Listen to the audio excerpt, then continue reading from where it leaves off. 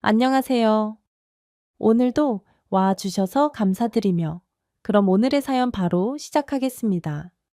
안녕하세요. 항상 다양한 분들의 이야기를 들으면서 같이 화를 내기도 하고 같이 기뻐하기도 하는 30대 여자입니다. 그동안 다른 분들의 이야기에서 많은 힘을 얻었었기에 이번에 저도 저의 시부모님 이야기를 해드리려고 해요. 자고로 며느리들은 씨 짜는 시금치도 싫다고 할 정도라고 하지만 저는 조금은 다른 마음이었습니다. 남편이란 사람으로 인해 생긴 인연이었지만 남편을 사랑했기 때문에 정말 잘 지내고 싶었던 두 분이었거든요. 비록 제 친정 부모님들하고는 너무 다른 두 분이었지만 그래도 그분들과 잘 지내고 싶었습니다. 제 친정은 뭐랄까요? 친구 같은 부모님들이세요. 정말 동네 친구로 시작하신 사이다. 보니 지금도 두 분이서 손잡고 산책을 다니시고 늦은 밤이면 맥주 한 캔씩 앞에 놓고 이런저런 이야기도 하시면서 누구보다 좋은 친구처럼 가족처럼 지내고 계십니다. 사실 저는 그런 부모님의 모습을 너무 당연하다고 생각하면서 자라서 그런지 결혼하면 모두 그렇게 지낼 수 있다고 생각했어요. 얼마나 큰 착각이었는지 모르겠네요. 결혼하고 나니 시부모님은 정말 극과 극의 성향을 가진 분들이었습니다. 참보부, 순하고 하고 싶은 말이 있어도 무조건 참고 보는 착하다 못해 답답한 인내의 아이콘 시어머니 한 번뿐인 인생 후회 없이 살겠다며 본인 기분 내키는 대로 술, 담배, 여자, 도박, 어떤 것도 평생 참아본 적이 없는 것 같은 불나방 같은 시아버지 한마디로 순둥이 시어머니와 꼰대 막장 시아버지의 환장의 콜라보였습니다. 남자는 하늘, 여자는 땅이라는 소리를 눈앞에서 처음 들은 날은 정말 엄청난 충격을 받았지 말이에요. 너도 이제 결혼하여 이 집의 며느리가 되었으니 시부모님 공경하고 아이 남편 섬기는데 부족함이 없어야 할 것이다. 즉, 여자란 자고로 아이 공손하고 남편의 말에 순종하면서 시키는 거 잘하는 게 최고야. 요즘 여자들이 밖에서 일하고 돈 좀 벌어온다고 기가 살아서는 뭐 하늘 같은 서방님을 함부로 대하는 경우가 많다는데, 아니 난 그런 꼴 못 본다. 너 옛날 어른들 말 틀린 거 있는 줄 아냐? 너 남자는 하늘, 여자는 땅이라는 소리 알지? 그게 다 옛 어른들의 지혜가 담긴 말이야. 요즘 것들은 세상 무서운 줄 모르고 남편 공경할 줄을 몰라. 설마 너도 그런 요즘 애들은 아닐 거라고 믿는다. 항상 남편을 볼 때 공경하고 공손한 마음으로 하고 네가 어떻게 하는 것이 남편의 사회생활에 도움이 될지 조신하게 그걸 고민해야 한다. 제대요. 아니 남편보다 더 좋은 대학 나와서 남편보다 연봉도 높아서 누가 보더라도 제가 아깝다는 결혼을 했는데 말이죠. 거기다 결혼할 때 집도 반반, 혼수도 반반 공평하게 했는데 무슨 귀신풀 뜯어먹는 소리를 하고 계시는지 사실 좀 웃기더군요. 어머, 남자는 하늘, 여자는 땅. 아버님도 그 말 좋아하시는구나. 저도 그 말 참 좋아해요. 남자는 하늘에서, 여자는 땅에서 각자 자기가 할 일을 해라. 정말 조상들의 지혜가 담긴 말인 것 같아요. 그런데 그 말을 남자는 하늘이니까, 위대하고 여자는 땅이니까, 천하다, 뭐, 그렇게 알고 있는 무식한 사람도 있더라고요. 어찌나 못 배운 사람들인지 모르겠어요. 참, 그래서 뭐라고 하셨죠? 이래서 계집애들은 배우면 안 돼.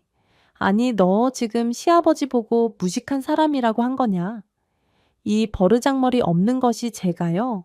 제가 언제요? 저는 그저 아버님이 하신 말씀에 대답을 드린 건데, 설마 아버님이 그런 생각하셨다는 거세요?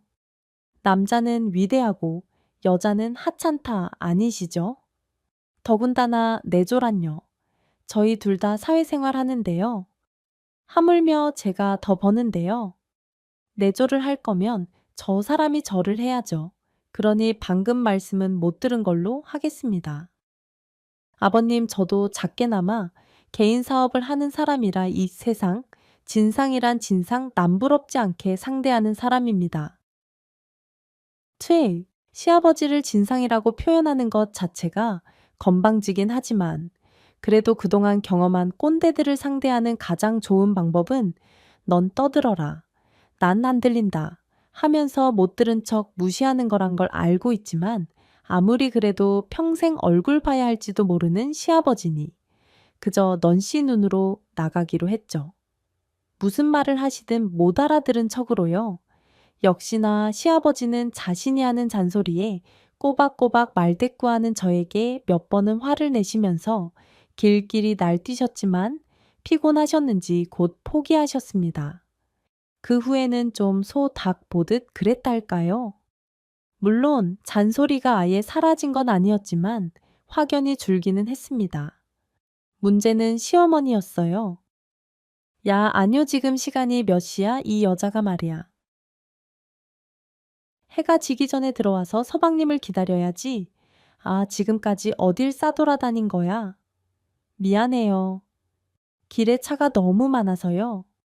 미안해요. 얼른 밥 차릴게요. 잠시만 기다리세요. 이 여편네가 남편을 굶겨 죽이려고 작정을 했어. 아, 이게 맞아야 정신을 차리지 금방 돼요. 잠시만 기다리세요. 그날은 어쩌다 제가 쉬는 날이라 시부모님을 모시고 드라이브라도 가려고 시댁에 방문한 날이었습니다.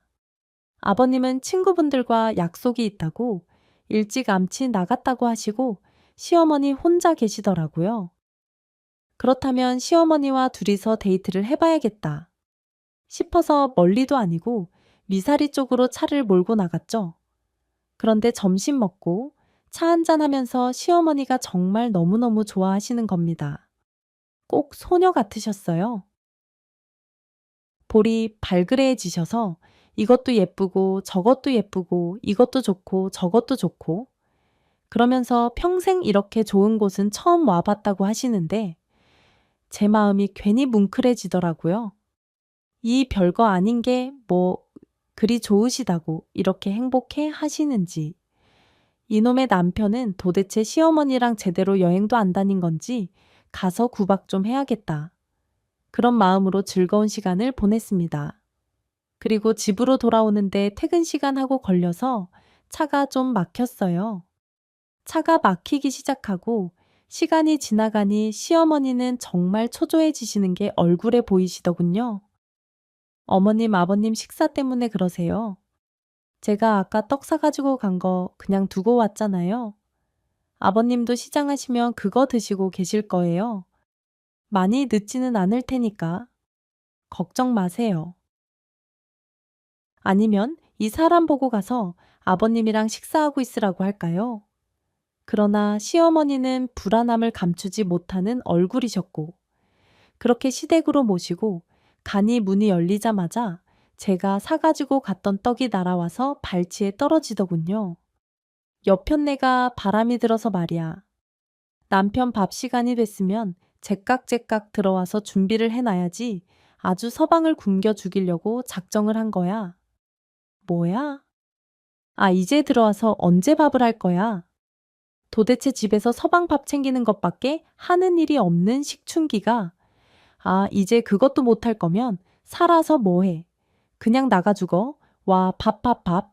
사실 그날 밥솥에는 밥이 한가득 되어 있었고 냉장고에는 다양한 반찬이 꽉꽉 채워져 있었습니다. 어머님 특제 된장찌개도 같이 있었고요. 참 귀찮아서 그걸 챙겨 드시지는 못하더라도 제가 사간 떡이 있으니 잠시 그거 드시고 계시다가 어머님이 차려드린 저녁을 드셔도 되는 거였고 무엇보다 그렇게 늦은 시간이 아니었어요. 그런데 어떻게 며느리가 보는 앞에서 시어머니에게 그렇게 소리를 치시면서 막말을 하시는지 정말 얼마나 큰 충격이었는지요. 아가 미안하다. 내 시아버지가 오늘 많이 잃으셨나 보다. 가끔 친구분들하고 화투 같은 거 치고 그러시는데 많이 치시면 속상하셔서 술도 한잔하고 그래? 오늘도 그래서 술 한잔 하셨나 보다. 평소에는 안 저러시는데 오늘 이상하시네. 괜히 있다가 불똥 튀지 말고 얼른 가봐라.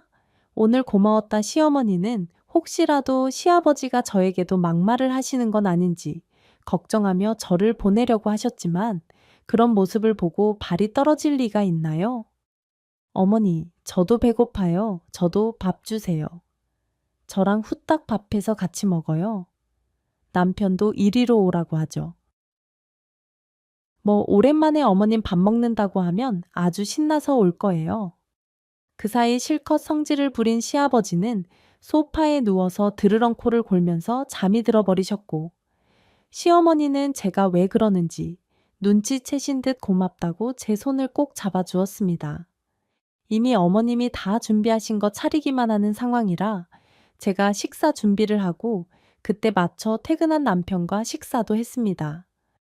시아버지는 그때까지도 일어나지 않으시더군요. 우리 아버지 뭐 원래 그래 그냥 집에 왔는데 엄마가 없으면 이상하신 거 봐. 그리고 아까 보니까 술도 좀 많이 드신 것 같고 아무리 그래도 며느리까지 있는데 어떻게 그렇게 말씀을 막 하실 수가 있어. 그리고 결국 식사도 안 하고 그냥 주무셨잖아. 참, 그럴 거면 왜 그렇게 밥밥거리시면서 어머니한테 소리치신 건데 거기다 내가 사간 떡도 던지셨다고 원래 술 취하면 좀 그러시니까 앞으로는 가능하면 아버지가 술 취했다 싶으면 그냥 피해놔야 그냥 피하면 되는데 어머니는 우리 엄마야. 뭐 이미 익숙한데 뭐 괜찮아?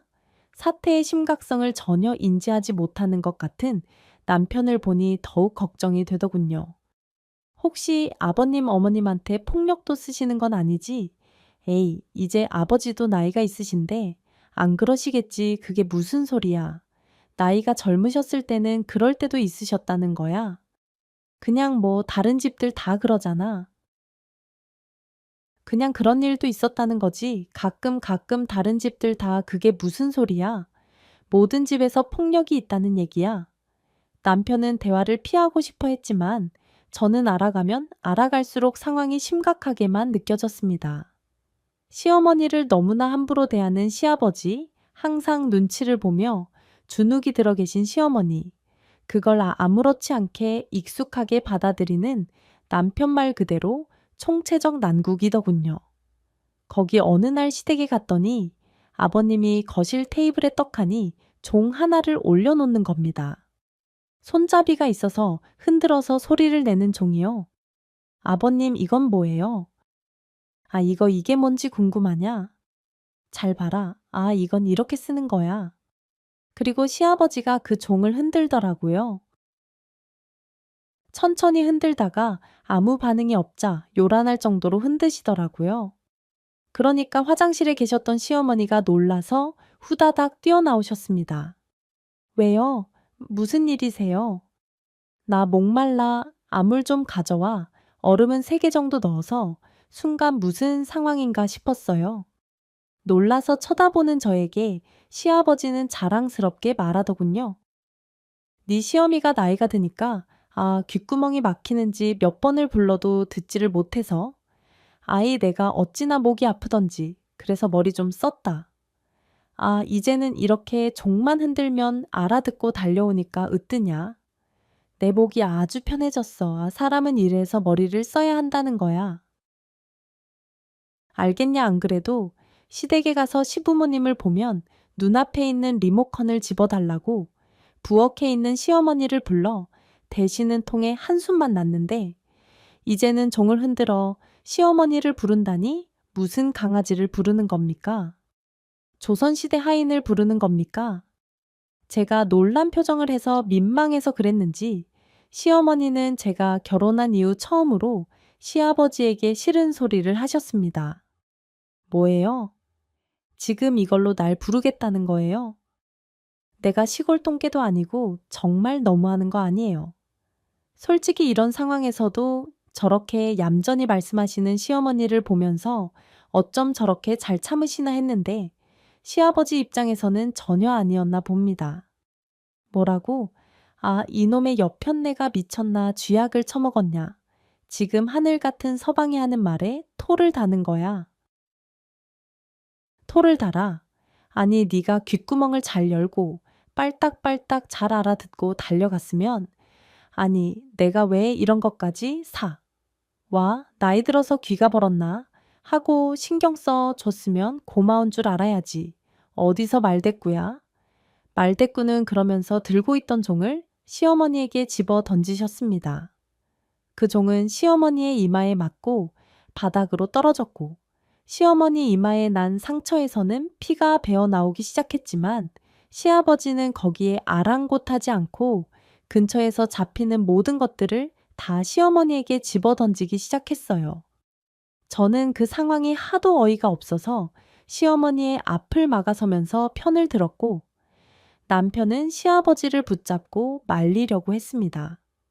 시아버지는 자기를 뺀 세 명이 편을 먹고 자신에게 덤빈다며 방방 뜨시더니 안방으로 달려가셔서 어머님 옷들을 마구 끄집어내기 시작했어요. 그리고는 그것들을 다 집 밖으로 던져버리더라고요. 나는 남편 무서운 줄 모르고 바락바락 덤비는 여편네 먹여 살릴 생각 없으니까 당장 나가.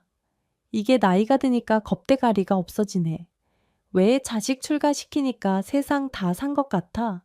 어디 나 없이도 얼마나 잘 살 수 있나 해. 봐, 해보라고 나가. 아유, 당장 나가. 내가 주는 밥 귀한 줄 모르는 사람. 내가 왜 내 밥 먹여가면서 살아? 응? 나가? 시어머니는 당황해서 얼굴이 하얗게 질리셨고 남편은 그런 시아버지를 말리려고 했지만 제 생각은 달랐습니다. 어떻게 이러고 살라고 하나요? 아무리 한 다리 건너 시어머니지만 같은 여자로서 정말 너무나 끔찍했어요. 아버님 정말 너무 하시는 거 아니세요? 아무리 그래도 어머님한테 어떻게 이러실 수가 있으세요? 얼씨구 너도도 나가.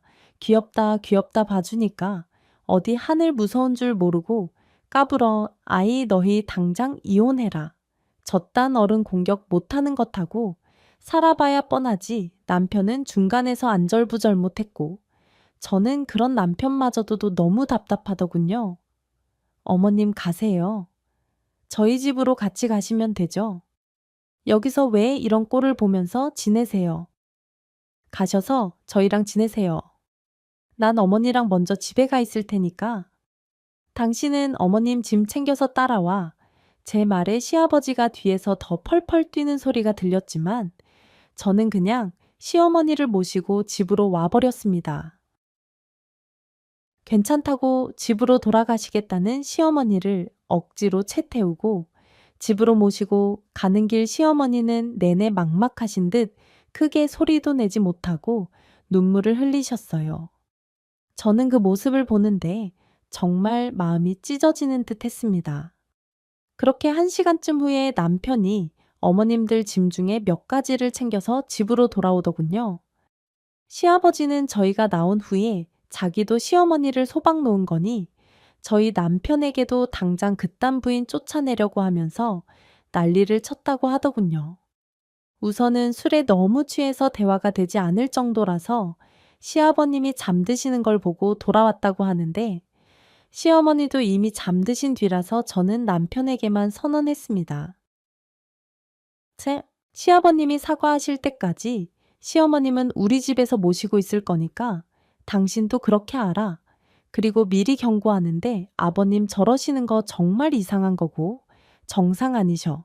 당신이 아버님 저런 모습을 보고 자라서 혹시라도 남자는 정말 저래도 되는지 착각할까봐 말하는 거야. 나는 저런 비슷한 일 있으면 조금도 참지 않을 거니까 혹시라도 기대하지 마. 다른 집들은 아들이 크면 그 아들이 무서워서 아버지들이 조심들 한다고 하는데 어떻게 된 게 저희 시댁은 그런 게 하나도 없더라고요. 그렇다 보니 일이 이렇게 될 때까지 제대로 시어머니 편도 들지 않은 남편이 어이없기도 했고 지금은 아니더라도 계속 시아버님의 이런 모습을 보다 보면 혹시라도 남편도 그 핏줄이니 저에게 저런 말도 안 되는 말이나 행동을 하게 될까봐 은근히 걱정도 됐습니다. 그러나 남편은 다른 생각이더라고요. 이거 당신이 생각하는 것만큼 그렇게 큰일 아니야. 아버지가 오늘은 술에 취하셔서 그런 거지. 평소에는 저 정도까지는 아니시고 아이 그리고 당신이 보기에는 어떨지 몰라도 두 분은 두 분 사이에 나름의 규칙이 있으신 거야. 그러니까 너무 걱정하지 말고 내일 좀 진정되시면 집으로 가시라고 해. 싫어. 절대 안 돼. 방금 내가 하는 소리 못 들었어. 아버님이 사과하시기 전까지는 어머님 우리 집에 계실 거야. 남편은 별것도 아닌 일, 제가 유난이라고 했고 제가 이상하게 고집을 부린다고 생각하는 것 같았습니다. 그러면서 시아버지 혼자 계시면 누가 챙기냐면서 오히려 시아버지 걱정을 하더라고요. 그러면서 제 눈치를 보느라 차마 하지 못하는 말이 우리 엄마가 양보하면 되는데 어차피 우리 엄마는 지금까지 잘 참는데 왜 네가 나서냐. 그것 같더군요. 순간 시어머니가 사실 새엄마인가? 내가 모르는 저 집안에 비밀이 있는 건가 하는 생각까지 들더군요. 연애할 때의 신랑은 누구보다 배려심 넘치고 다정한 사람이었고 불의를 보면 참지 못하는 모범 청년이었어요. 그 모습에 결혼을 결심했고 짧은 기간이었지만 결혼 생활 중에도 멀쩡한 모습만 보였었는데 왜 시댁일만 되면 이런 황당한 소리를 하고 있는지 그런 모습에 오히려 제가 당황할 지경이었습니다. 그렇게 계속 얘기를 하다 보면 시아버지인 시어머니 때문에 저희 부부까지 사내 못 사내 할 것 같아서 더 이상 이야기는 하지 않았어요. 그저 당신이 그렇게 아버님이 걱정되면 직접 가서 챙기는 건 안 말릴게. 시아버지가 사과하러 오실 때까지 아예 시댁에 가서 지내도 되니까. 그렇게 해. 물론 남편이 시댁에 가서 시아버지를 챙기는 일은 없었습니다. 본인도 굳이 시아버지의 신경질을 받으러 가고 싶지는 않았겠죠. 그리고 시어머니가 집에 계시니 저는 오히려 너무 좋더라고요. 평소에도 아직 아이 없는 맞벌이 부부집이다. 보니 집안일 할 것도 자체가 별로 없었고 야근이 많으니 식사도 밖에서 대충 때우고 들어오던 두 사람이었는데 시어머님이 집에 계시니 그동안 우리 집이 이렇게 지저분했었나 쉽게 반짝반짝 광이 나더라고요. 편하게 그냥 계셔도 된다는데 어쩜 그렇게 부지런하게 쓸고 닦고 음식도 해주시고 챙겨주시는지 이대로 평생 같이 살아도 될 것 같다는 마음까지 들더군요. 거기다 그동안 선물 받아놓고 제대로 물도 주지 못해서 다 죽어가던 난이며 화분들까지 다 살려놓으셨더라고요. 말 그대로 집이 화사해졌습니다. 어느 날인가는 퇴근하고 돌아오는 길에 보니 아파트 및 화단에서 경비, 아저씨 부녀 회장님과 함께 꽃까지 심고 계셨어요. 너네 아파트는 집에서 기르던 화분들이 커지면 이렇게 화단에다가 내려다 심게 해준다네. 그래서 그런가? 여기는 예쁜 꽃들이 참 많네. 그렇게 이야기하시는 시어머님의 표정이 얼마나 예쁘고 화사해 보이는지 너무 좋아 보이더라고요. 그러고 보니 시어머니는 꽃을 참 좋아하셨습니다.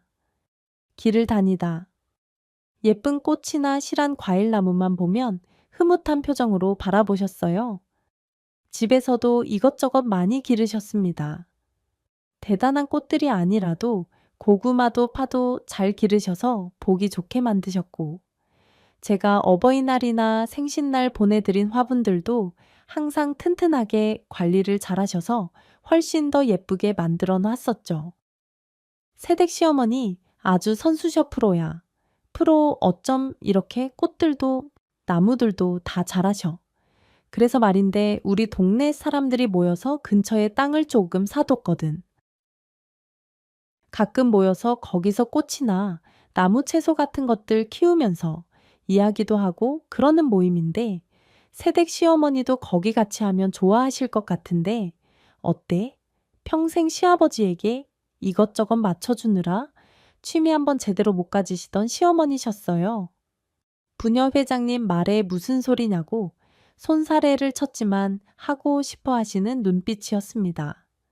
그래서 저는 그 자리에서 입회비를 내드렸어요.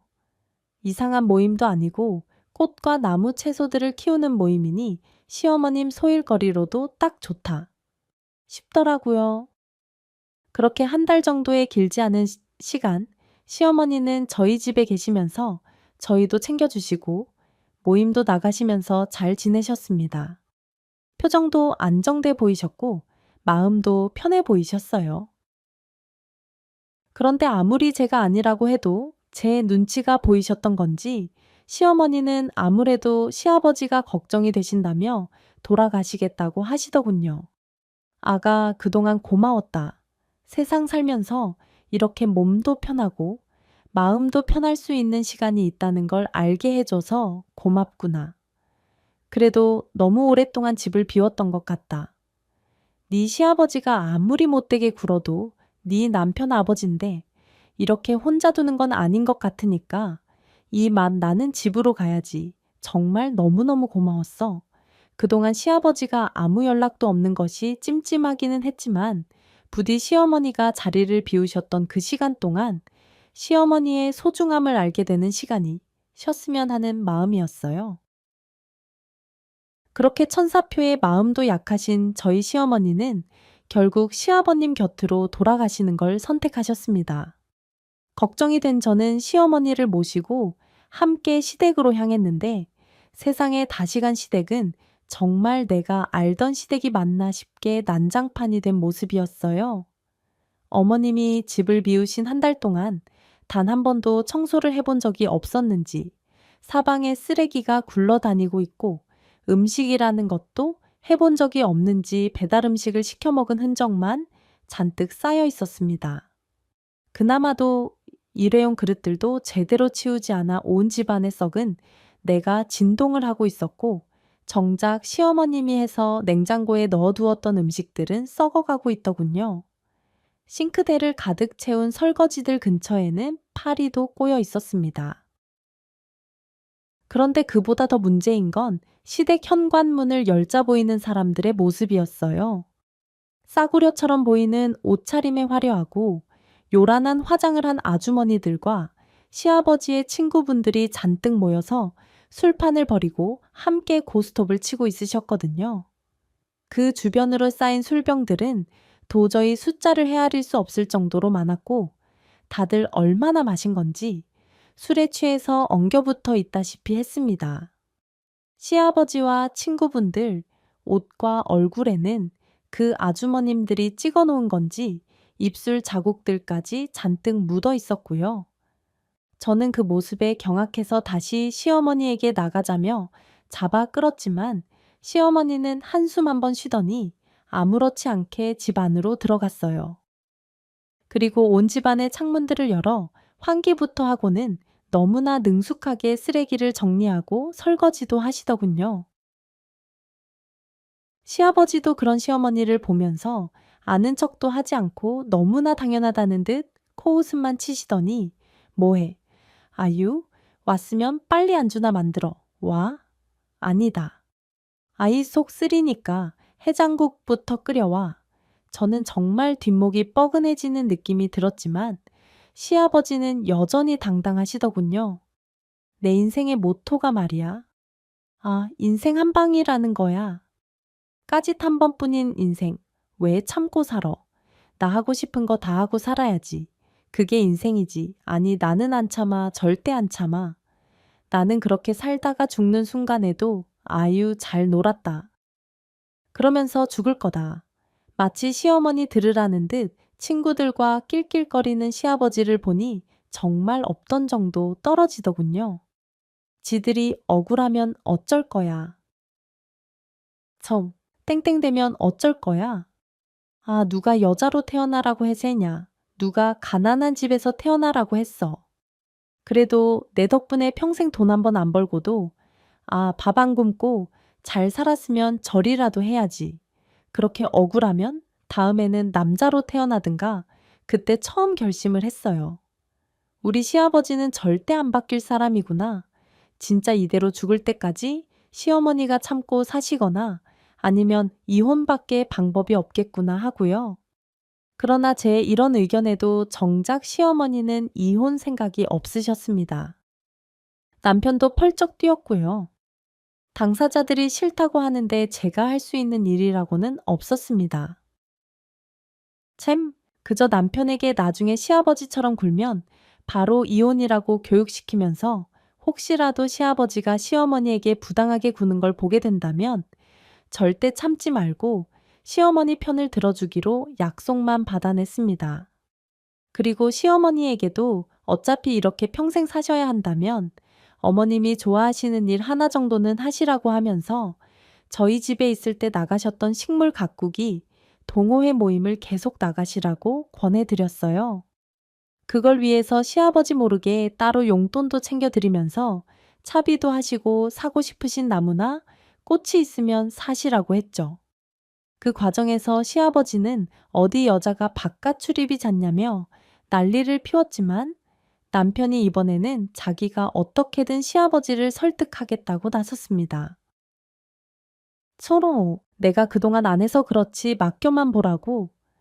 내가 그래도 두 분 하나뿐인 자식인데 중간에서 딱 잘해야지 걱정일랑 하지를 마. 당신 말이 맞지? 우리 엄마도 나이가 있으신데 이제 취미 생활도 하시고 해야지. 내가 이번 기회에 우리 아버지 잘 설득해서 이제 엄마 외출도 하고 사람도 만나고 하시게 잘 이야기할게. 아이 나만 믿으라니까. 그리고 정말 시아버지께 무슨 소리로 어떻게 설득을 한 건지. 시어머니가 시아버지의 식사만 다 챙긴 다음이라면 혹은 시아버지가 약속이 있어서 집을 비우는 날이라면 동호회에 나가도 좋다는 허락을 하셨습니다. 참 소박 또한 가족이죠. 시어머니는 그 사실만으로도 너무나 행복해 하셨어요. 평생을 도박 술 여자를 좋아하며 그것을 취미이자 생활로 지내시던 시아버지는 여전히 밖으로 도시면서 필요할 때마다 어머님을 좀처럼 부리셨지만 새로운 즐거움이 생기신 시어머니는 시아버지를 볼 때도 덜 힘들다고 하시더군요. 그러면서 저에게 간간히 수확한 과일이나 야채를 가져다 주시기도 하셨고 예쁘게 기른 꽃을 말려서 선물해 주시기도 하셨습니다. 비전문가인 제가 봐도 참 맛있는 열매들이었고 소담한 꽃들이었어요. 그러다 시어머니가 동호회 사람들과 함께 분재대회에 작품을 출품하겠다고 하셨습니다. 그 소식에 모임 장소로 축하용, 꽃다발과 함께 간식을 사들고 찾아갔더니 모두들 시어머님을 칭찬하느라 정신이 없었어요. 챈데 다들 포기한 나무들도 살리고 죽은 나무에서도 꽃을 피웠다면서 이 정도면 전문가 수준을 넘은 거라고 했고 그 동호회에서 자문을 해주시던 한 대학의 조경학과 교수님은 농담 반 진담 반인 듯 시어머니에게 본인의 과로 입학해서 함께 공부해 보자는 이야기도 하시더라고요. 시어머니는 그저 그 상황이 너무나 즐거우신 것 같아서 정말 보기가 좋았습니다. 그렇게 잘만 지냈으면 모두 행복했을 텐데 말이죠. 어느 날 회사에서 근무하고 있던 저는 시어머니가 병원으로 실려갔다는 경찰의 연락을 받았습니다. 급하게 병원으로 달려가니 시어머니는 온몸에 타박상을 입은 상태셨고 손가락 하나와 엉덩이 뼈도 골절 허리도 삐끗하신 상태로 한동안 입원까지 해야 할 정도셨어요.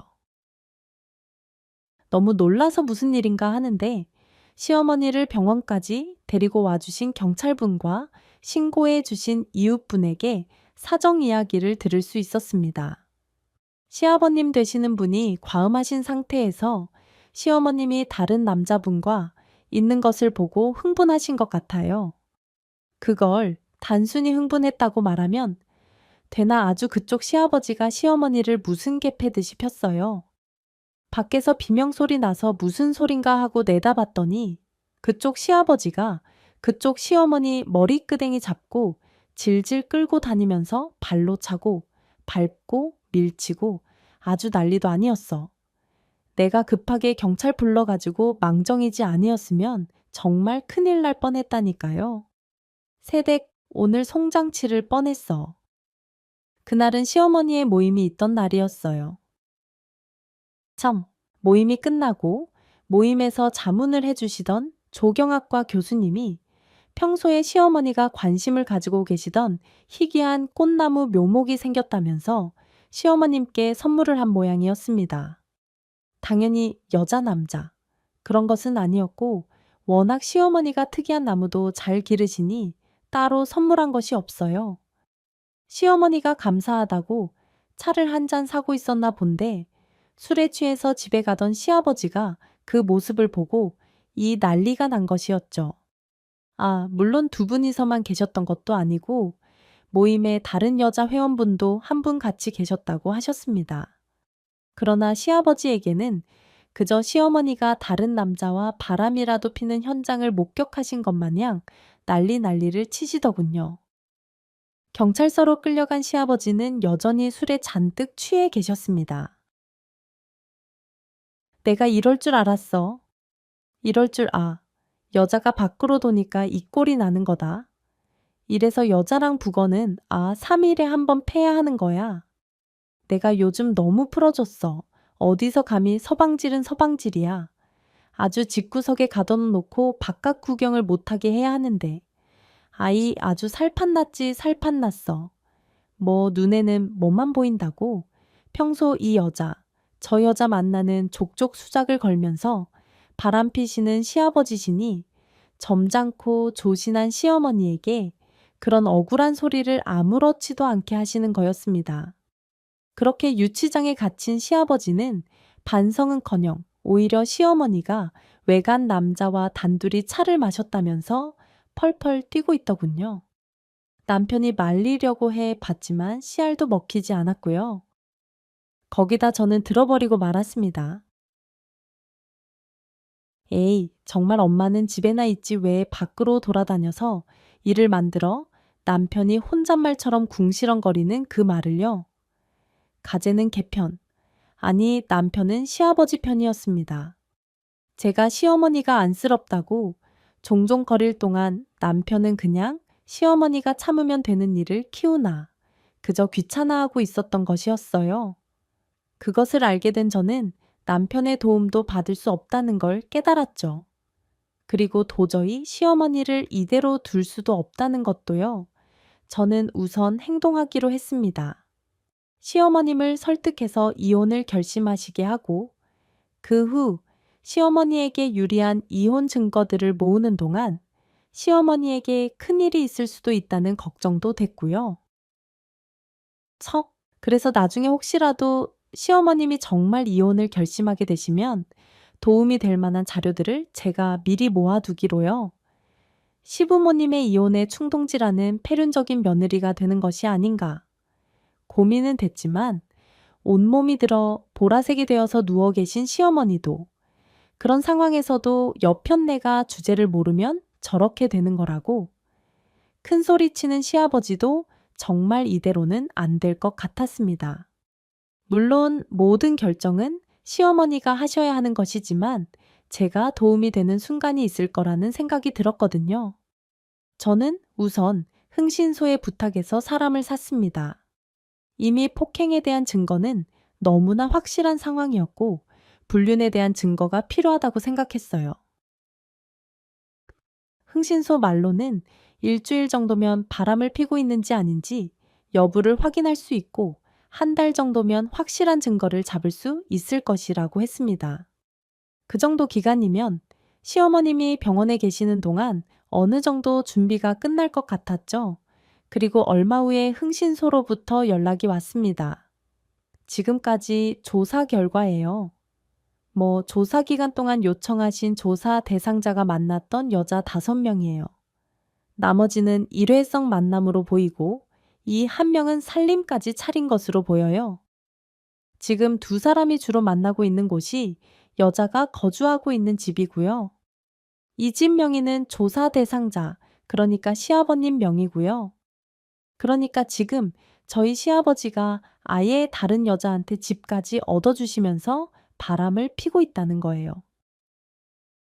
평소 시아버지의 행동으로 당연히 여자가 있을 것이라고는 예상하고 있었지만 아예 살림까지 차렸을 거라고는 예상을 못해서 그런지 좀 당황스럽더군요.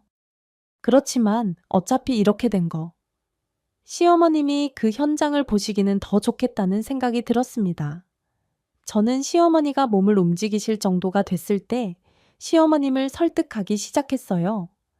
평생을 이러고 살았어. 그런데 다 늙어서 흉하게 무슨 이혼이냐? 나는 됐다. 그냥 이렇게 살다 죽을란다. 저도 당장 이혼하시라고 이러는 건 아니에요. 그래도 지금 이런 관계 계속 하시는 건 아니시잖아요. 최소한 시아버지도 어머님을 부부로서 존중하시고 대하시긴 해야 한다고 생각해요. 그러려면 지금 상황에 대해서 정확히 알고 계시는 게 좋지 않으시겠어요? 그리고 어머님 혹시라도 이러다 아버님이 저한테 다른 아줌마 데리고 와서 이제 네 시어머니다. 그러면 저 이혼해야 돼요. 그러시길 바라시는 거 아니시죠? 그러니까 우선 가봐요. 시어머니는 마음이 내키지 않으시는 것 같았지만 그래도 제가 계속 조르니 따라 나섰습니다. 평소 시아버지가 폭력적인 것도 알고 있었고 증거 사진을 찍어야 할 일이 있을지도 모른다고 생각해서 흥신소 직원도 동원했어요. 그리고 시아버지가 여자와 살고 있다는 집에 벨을 눌렀습니다.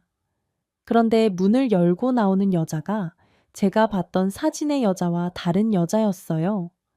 순간 잘못 찾아왔나 주소를 다시 확인하려고 하는데 그 여자 뒤에서 익숙한 남자의 목소리가 들려왔습니다. 뭐야? 누군데 왜 무슨 일이야? 누가 온 건데? 젠장 매일 집에서 듣던 목소리였어요. 우리 남편이 그 집에 있더군요. 설마 이 나쁜 놈이 자기 아버지가 어머니 몰래 바람을 피는데 그걸 알고도 이 집을 드나들고 있었던 건가? 이런 배신자 시어머니가 얼마나 충격을 받을까? 걱정도 되고 괜히 모셔왔구나 후회도 되는데 아니야. 괜찮아. 자기야 집을 잘못 찾아왔나 봐. 그 여자가 문을 닫으려고 하면서 저희 남편을 자기라고 부르더군요. 순간 내가 잘못 들었나 하는 생각이 들었지만 그 느끼하면서 귀여운 척하는 목소리 빼도 박도 못하는 제 남편이 분명하더라고요. 저는 문을 닫으려는 여자를 밀치고 집 안으로 들어갔습니다. 그리고 제가 남편의 목소리를 알아들었던 것처럼 저희 시어머니도 아들의 목소리를 알아들은 것 같았어요. 어머, 지금 뭐 하시는 거예요? 나가세요. 여기 좀 나와봐. 미친년들인가 봐. 그 여자의 소리에 무슨 일인가 후다닥 뛰어나오던 남편의 얼굴을 마주한 순간 정말 이게 무슨 일이지 했습니다. 그리고 그건 남편도 마찬가지였는지 그대로 굳어버리더군요. 남편은 그동안 저에게는 시아버지와 시어머니의 관계를 중간에서 잘 조율하겠다고 큰 소리를 치고는 시아버지와 뒤로 일을 꾸몄던 겁니다. 아버지, 요즘은 원래 세상 무서운 게 며느리 눈치예요. 제 와이프가 아버지가 여자 만나는 것도 도박하는 것도 술 마시는 것도 그냥 하나하나 저한테 잔소리를 해서 살 수가 없어요. 그래서 제가 생각을 해봤거든요. 어차피 이렇게 된 거 저희 조용하게 집 하나 얻으면 어떨까요? 아이 밖에서 괜히 돌아다니면서 여자 만나느라 돈 쓸 거 없이 그냥 집 하나 얻어놓고 쉬고 싶을 때 놀고 싶을 때 와서 쉬시고 노시고 그러는 거죠. 그리고 뭐 덕분에 저도 조용하게 제 사람도 만나고요. 제 와이프는 엄마랑 달라서 그 새끼가 말을 못해서 괜히 딴 여자 만나는 거 걸리면 당장이라도 이혼하자고 펄쩍 뛸 사람이에요. 아이 그렇다고 평생 와이프 눈치만 보고 살 수 없으니까 아버지가 집 하나 얻어 놓으시면 뭐 아버지도 편하시고 저도 좋고 일석이조 부자와 아이 어떠세요? 그래서 그렇게 시아버지와 남편이 집까지 얻어놓고 여자들을 불러서는 같이 소꿉놀이도 하고 바람도 피고 하느라 바빠서 시어머니가 뭘 하든 신경을 덜 썼던 거였습니다. 제 앞에서는 그렇게 바람피는 시아버지를 혐오하는 것처럼 떠들던 남편이 결국 그 핏줄이었던 겁니다. 도저히 믿을 수 없는 모습에 저는 돌처럼 굳어 있는데 그 정적을 깬 건 시어머니셨어요. 야, 이 미친놈아 이놈이 지금 여기서 뭐 하는 거야? 이런 후레 자식이 평생 네 애미가 네 애비 때문에 속 썩는 꼴을 봐 놓고도 이 지랄이야. 내가 너한테 뭐라고 해집냐. 네 애비 하는 거 그거 보고 배우지 말고 그거랑 딱 반대로 하면서 살라고 했어. 안 했어. 내가 평생을 너한테 그거 하나 가르쳤는데 결국 네가 이렇게 네 애비랑 똑같은 짓을 하냐? 죽자, 이렇게 살 거. 그냥 죽자고. 그렇게 시아버지가 무슨 짓을 해도 참고만 계시던 시어머니셨는데 아들이 바람피는 현장을 목격하고는 참지 못하셨어요. 선벌해야 정말 분노의 창고성을 지르시면서 아들에게 달려들어서 머리칼을 다 뽑아버릴 기세로 두드려 패시더군요. 거기다 그 집에 있던 건 남편과 남편의 상간녀뿐이 아니라 시아버지와 시아버지의 상간녀도 함께였으니 얘 말 그대로 콩가루 집안의 대환장 파티 현장이었습니다. 옆표네가 야 여기가 어디라고 동네 부끄럽게 떠들고 난리야 난리는 아 목소리 큰 게 자랑이야. 무식한 게 자랑이야. 어디서 무식한 거. 티 내고 악을 쓰긴 악을 써. 옆편네가 이러니까 내가 밖으로 돌지 괜히 밖으로 돌아. 에이 쌍스러운 옆편네 같으니라고. 아 당장 나가지 못해 시아버지는 그 상황에서도 큰 소리를 치셨습니다. 그런데 그 순간 시어머니가 시아버지 곁으로 다가가더니 손으로 무언가를 꽉 잡으시더군요. 아야, 이 여자가 어딜 잡아 이거나? 아, 이 여자가 미쳤나? 시어머니는 시아버지 말에 아랑곳하지 않고 그곳을 더 세게 움켜쥐셨어요. 그러자 시아버지가 여자의 비명 같은 소리를 내며 끼야오 거리셨죠. 저와 남편은 어머님의 행동에 놀라 그저 지켜보고만 있었습니다. 어떻게 애비랑 자식이 손잡고 이딴 짓을 벌여 놓을 수가 있어? 당신 가르칠 게 없어서 자식한테 이딴 거를 가르쳐 당신 뜯어버릴 거야. 당신 같은 종자는 씨를 말려야 돼. 그렇게 말하자.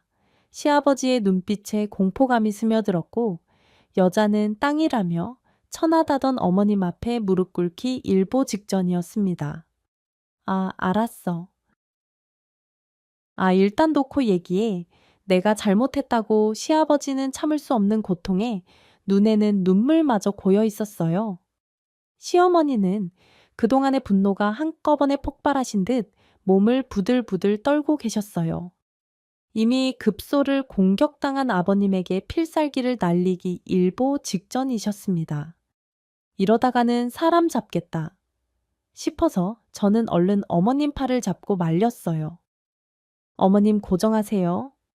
이러다 사람 잡겠어요. 차라리 법으로 가세요. 네, 어머님은 아버님을 휙 치워버리시듯이 거길 잡고 던져버리셨어요. 아버님은 그대로 나둥글며 나가떨어지셨죠. 우리 이혼의 시어머니와 저는 그 길로 이혼 전문 변호사를 찾아갔습니다. 저는 그동안 흥신소를 통해서 모아놓았던 증거들, 시어머니가 시아버지에게 구타를 당해서 병원에 입원했던 증거들, 그리고 평소 시아버지가 시어머니를 학대했던 것들을 보고 들었던 이웃들의 증언까지 첨부했습니다. 이 정도면 이혼하는 거 문제가 아닌데, 어떻게 이혼하시냐가 중요하죠. 지금까지 고생하시면서 참으신 거 보상 받으셔야 하지 않겠어요. 어머님이 독하게만 마음먹으시면 시간 걸리더라도 위자료는 물론이고 재산 분할도 톡톡히 받아낼 수 있어요.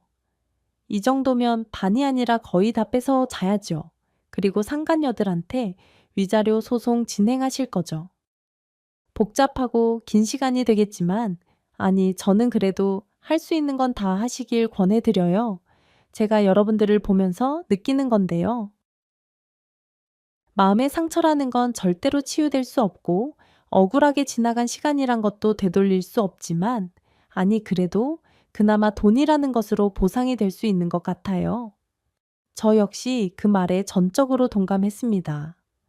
어차피 남편하고 이혼할 생각이니 그 후에는 시어머님과도 남이 되겠지만 그래도 나쁜 놈들이 벌 받는 모습, 어머님이 행복하게 사시는 모습을 보고 싶었거든요.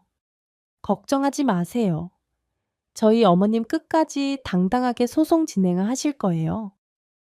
변호사님 말씀처럼 이렇게 된 거 돈이라도 많이 뜯어 내셔야죠.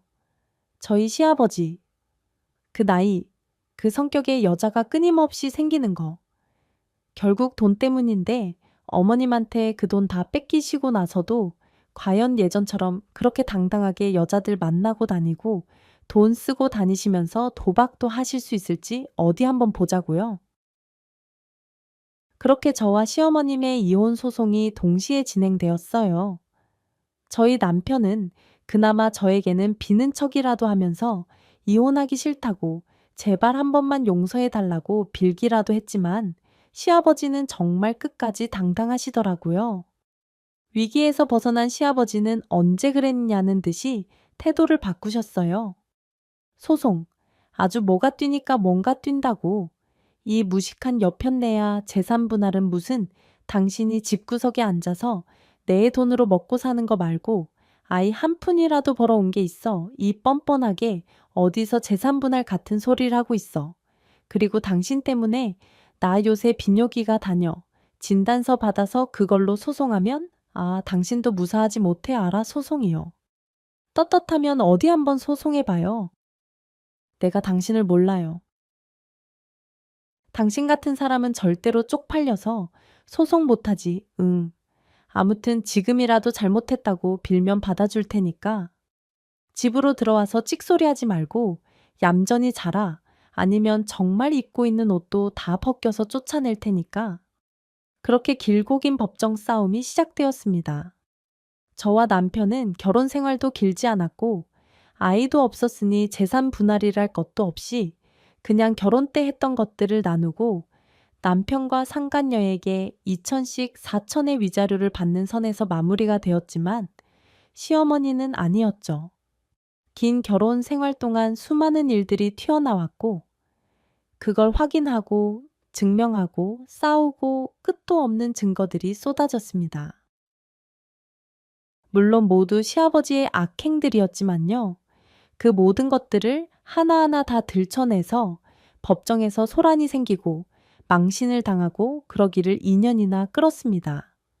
결국 위자료 3천의 시어머니에게 재산 분할 절반 정도로 판결이 나왔지만 당연히 시아버지는 길길이 뛰었고 뭐 그 후에 다시 항소심에서도 같은 결과로 마무리되었어요. 정말 긴 싸움이었습니다. 그동안 시어머니는 집을 나와 저와 작은 오피스텔을 얻어서 함께 지내고 계셨어요. 한 집안 남자들과 이혼 소송 중인 두 여자가 함께 사는 게 웃겼지만 또 한편으로는 엄청나게 의지가 되더군요. 제가 먼저 이혼해서 시어머니와 남이 되었지만 시어머니는 그 과정에서 끊임없이 본인이 아들을 잘못 키워서 본인이 참기만 해서라며 사과를 하셨어요. 즉, 그것을 보상하기라도 하려는 듯 저한테 정말 잘해주셨습니다.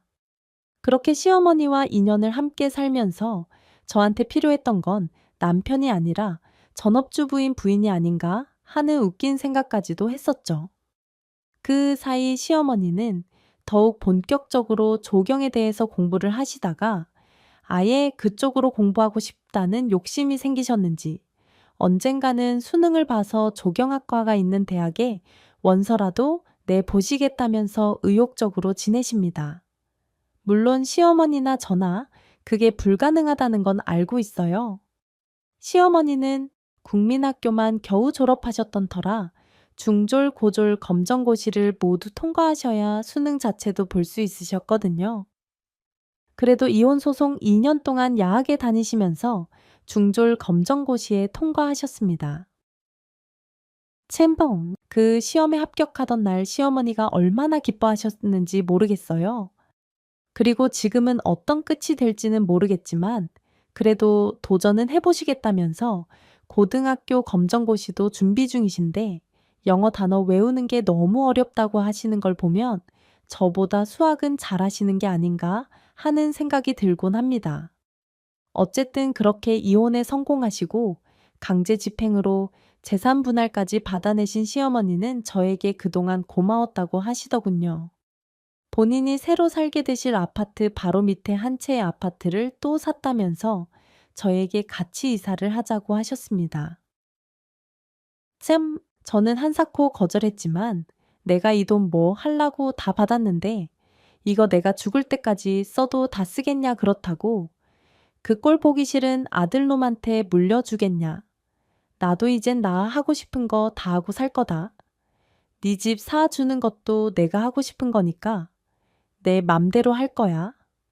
살던 말던 네 맘대로 하고 그때쯤 저는 새롭게 만나기 시작한 남자가 있었는데 시어머니는 제가 결혼하게 되면 신혼 살림도 최고급으로 꽉꽉 채워주시겠다면서 의욕이 가득 차 계세요.